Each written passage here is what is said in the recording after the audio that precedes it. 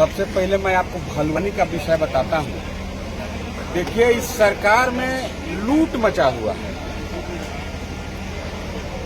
यहाँ के स्थानीय विधायक ने पहले बालू को लूटा, लाखों करोड़ों ट्रक बालू यहाँ से उठा करके यहाँ के जनप्रतिनिधि उत्तर प्रदेश भेजे, कालाबाजारी किए, अरबों रुपया का उन्होंने अवैध तरीका से मुनाफा कमाया।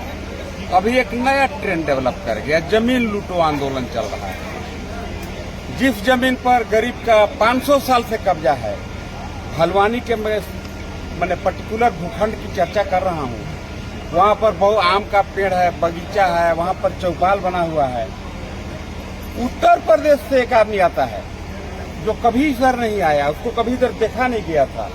उत्तर प्रदेश का एक आदमी आता है, बोलता है कि हम राजा के भगना है, इसलिए हमें हमारा भी हिस्सा है। और 72,000 रुपया में वो कॉमन जमीन, जिस जमीन पर लोग रहते थे, वह मात्र जमीन है जिस पर इनके गांव का पंचायत का सार्वजनिक काम होता है, पंचायती वहीं होता है। इवन सरकार में जो प्रशासन आपके द्वार कार्यक्रम होगा तो वहीं पर होगा। 72,000 रुपया में यहीं के एक स्थानीय व्यक्ति ने गलत तरीका से उसका निबंधन करा लिया, रजिस्ट्री करा लिया। आज हम लोगों ने डीसी साहब से मिलने का टाइम लिया था, डीसी साहब ने हम लोग को बुलाया था, लेकिन संजोग बस इनको आने में विलम्ब हुआ। लेकिन डीसी साहब को मैं धन्यवाद देता हूं कि उन्होंने तत्परता के साथ उप विकास आयुक्त को कह दिया कि भाई इनकी विषय को गंभीरता से सुनिए और उसका समाधान करिए।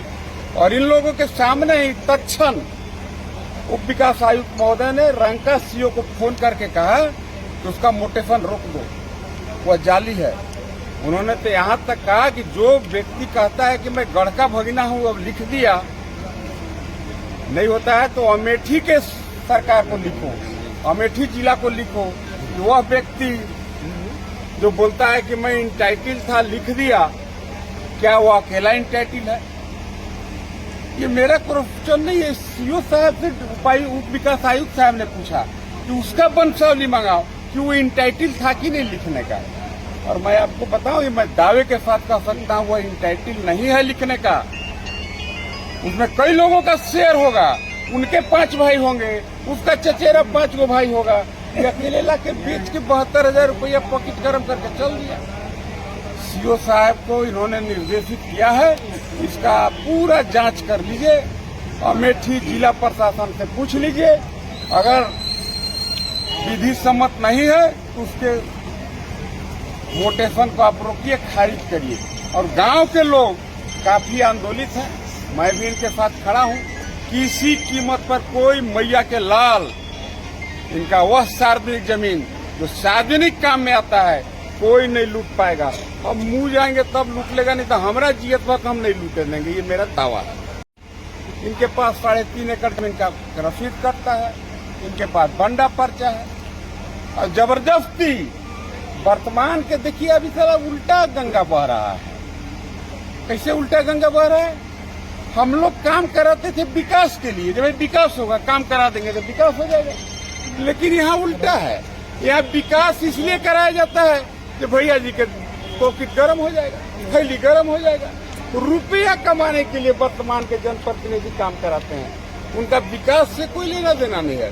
नहीं तो आज से 4 साल पहले जब मैं विधायक था, एक डिग्री कॉलेज गढ़वा जिला मुख्यालय के सुखबाना में 20 करोड़ रुपया के लागत से बनवाया हूँ। अब दुर्भाग्यवश सरकार मेरा चला गया, मैं भी चुनाव हार गया। अब 20 करोड़ रुपया से जो मैं कॉलेज बना दिया, उसमें आज तक चपरासी सरकार बहाल नहीं कर पाया। तो 20 करोड़ रुपया के बिल्डिंग में जो कॉलेज मैं गढ़वा जिला मुख्यालय में बनाया था, उसमें ये सरकार चपरासी तक बहाली नहीं कर पाया, किरानी बहाल नहीं कर पाया। उसका मकसद ही नहीं है विकास। क्या कर रहा है? वो कॉलेज लान के रंका में बना रहा है ताकि हमको उसमें कमीशन मिल जाएगा, ठेकेदार से कमीशन मिल जाएगा। ये सब तो जांच का विषय है। एक ही ठेकेदार पर कैसे इतना काम ओवरलोड उसको किया जा रहा है। लगता है भैया जी को बेसिक कमीशन देता होगा तो ओकरे पवन सिंह जी हैं, ओकरे सब कामे दे दिया। चलिए वो तो अलग है बात। वहाँ के जो लोग हैं जिनके पास रसीद है, उनको वहाँ का स्थानीय प्रशासन, सीओ साहब, थानेदार जा करके गरीब को डराता है कि गर्मजरुआ जमीन का तुम्हारा माल बना है, हम तोड़ देंगे, ये लाल पर्चा तेरा जाली है। और ओकर ठीक बगल में 25 एकड़ जमीन में बाउंड्री कैल है, गर्मजरुआ जमीन के माल बनवा वाला है। ओकरा दिन जिला प्रशासन कनखी से डरे नहीं देखता है, कैसे देखेगा? भैंस नियन राजा साहब वो मारे लगेगा, तो राजा साहब के डरे उसको देखता नहीं है। अब जमीन लूटे लूटे करता है गरीब का। मैं आपको भी पत्रकार बंधु को एक आपको विषय की जानकारी देता हूं, तो आप समझेंगे ये चीज क्या है। चीज ऐसा है, गर्मजरुआ मालिक जमीन पर जिस व्यक्ति का कब्जा होता है, जमीन उसी का होता है। यह मैं नहीं कह रहा हूँ, भारत, अरे जब बिहार और झारखंड एके में था तो एक कागज, एक कानून बना था कि भाई गर्मजरुआ जमीन जिसके कब्जा में है उस रैयत के नाम पर उसका माल बांध देना है और उससे मालगुजारी वसूल करना है। होशियार लोग तो माल बनवा लिए 50 एकड़, 100 एकड़, 200 एकड़ के। अब गरीब 10 कट्ठा 5 कट्ठा जिसके कब्जा में है माल नहीं बनवा पाया। सरकार कहता है कि गर्मजरुआ मालिक जमीन हम लूट लेंगे।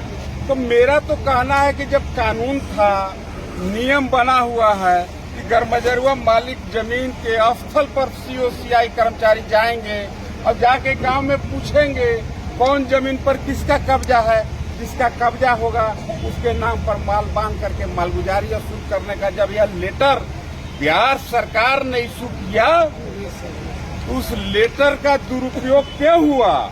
गरीब गुरबा का जमीन का माल क्यों नहीं बनाया? अब बड़े बड़े अमीर लोग माल क्यों बनवा लिए? अगर गलती से गरीब लोग माल नहीं बनवा पाया तो क्या इनका जमीन लूट लीजिएगा? इसी पर मैं एगो बात कह दिया कि भाई मेरा पत्नी अगर सिंदूर नहीं लगाई है तो मेरा पत्नी नहीं है, लेकिन हमारे वायरल हो गया सौंसे मार जे का सत्यनारायण तिवारी कह दिए। अरे हमारा कहने का मतलब है कि जमीन अगर मेरा है, रसीद नहीं है तो लूट लीजिएगा। अब गांव में जाके पंचायत करके पूछिए कि जमीन पर इनका 100 साल फुट कट्टी है, कब्जा है कि नहीं है, अब कैसे लूट लीजिएगा? सरकार को तो मैं निवेदन करता हूं, कानून इसलिए नहीं बना है कि गरीब के जमीन पटक के लूट लो। कानून इसलिए बना है कि गरीब को मदद करो, गरीब को रियायत दो, गरीब को सहयोग करो। हम तो कहते हैं कि जरूरत पड़े तो कानून में, संविधान में संशोधन करे सरकार। जिस रैयत के पास जो गर्मजरुआ जमीन कब्जा में है उसको न लूटे।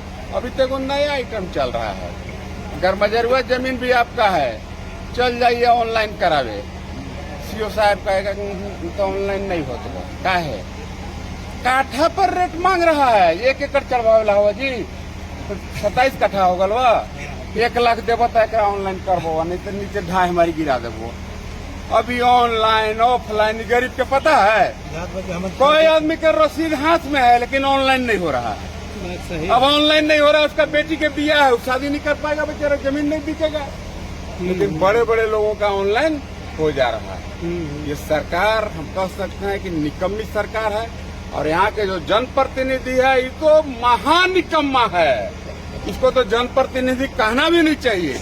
और उससे भी बड़े अगर दोषी कोई है जो इस महानिकम्मा के माध्यम से शोषण कर रहे हैं, घुमा के कान पकड़ रहे हैं, पब्लिक को पता है कि इस महानिकम्मा को चुनाव में कैसे मदद किया गया और कैसे मदद करके इस महानिकम्मा को जिता करके उसी के माध्यम से जमीन लुटवा रहे हैं। अब इस शिव नाला के जमीन केकर ठेकेदारी है? धमकदार सिंह, कमन सिंह है, मुन्ना सबसे जमीन के ठेकेदारी हुए धमकदार सिंह के है। धमकदार सिंह, राजा सिंह सब मिल के अभी तो मैंने बहरी पी लेती आदमी है बेचारा, तो एक जीतेबे किए हैं यहाँ के आदमी ओकरा वोट दिवा के जितवा के ओकरा तो सहीनान रखे हैं। उसको जैसे ही लोग राजा साहब लोग कहते हैं वो तो रूपू नियन बोलता है यहाँ का जनप्रतिनिधि। ये जनप्रतिनिधि है ये नहीं है। अभी कहाँ से बोलेगा बेचारा? ये तो अपने 200 एकड़ जमीन के माल बनवा लिया, 200 एकड़ जमीन के माल बनवा के अट्टालिका बड़े बड़े बाउंड्री मार के घर बना लिया, तो ये अपने बोल पाएगा? ये तो अपन पेट भरे में रात दिन लागल है भाई। ये जनप्रतिनिधि कहने कहलाने के लायक नहीं है। लेकिन अब तो समय का तकाजा है, सब आने दीजिए समय।